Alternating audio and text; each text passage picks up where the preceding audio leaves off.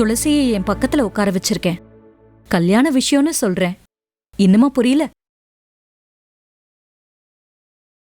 உங்க பொண்ணு துளசிய என் பையனுக்கு பொண்ணு கேட்கலான்னு வந்திருக்கேன்.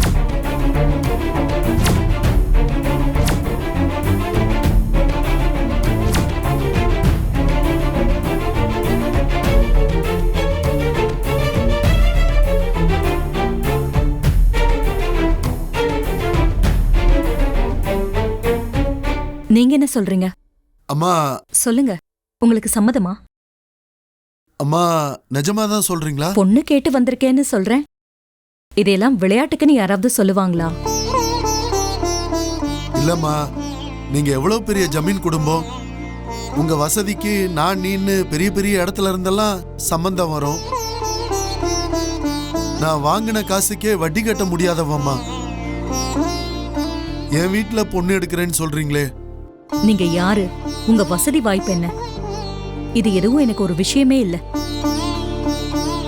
இது ஒரு காலை உங்க பொண்ணு துளசி. இவ எனக்கு மருமகளா வேணும்.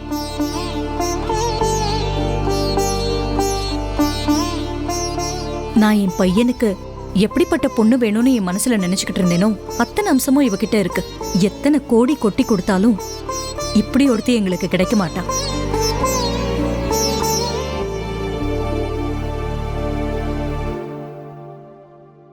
துளசிய 2-3 இடத்துல தான் பார்த்தேன். அப்பவே நான் முடிவு பண்ணிட்டேன், இவதான் என் மருமகன்.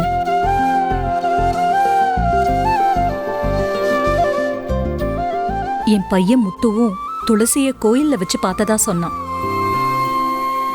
அவனுக்கும் ரொம்ப பிடிச்சிருச்சு. எங்களுக்கே தெரியாம அம்மாவும் பையனும் ஒரே பொண்ண முடிவு பண்ணிருக்கோம். என் பையனுக்கு துளசி தாங்கிறது சாமி போட்ட முடிச்சுன்னு நான் மனசார நம்புறேன். இப்ப சொல்லுங்க, என் பையனுக்கு துளசியை கொடுப்பீங்களா? எங்க நாச்சியார் அம்மாவே வீடு தேடி வந்து பொண்ணு கேக்குறாங்க. இப்படி யோசிக்கிறீங்க? சரின்னு சொல்லுங்க.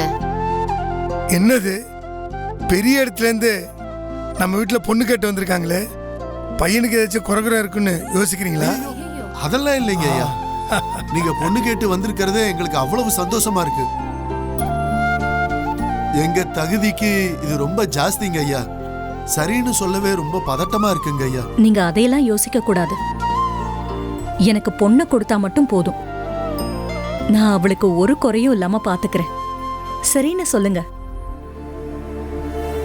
தர்மா, சரின்னு சொல்லியா? இதெல்லாம் நமக்கு கிடைச்ச குடுப்பனையா?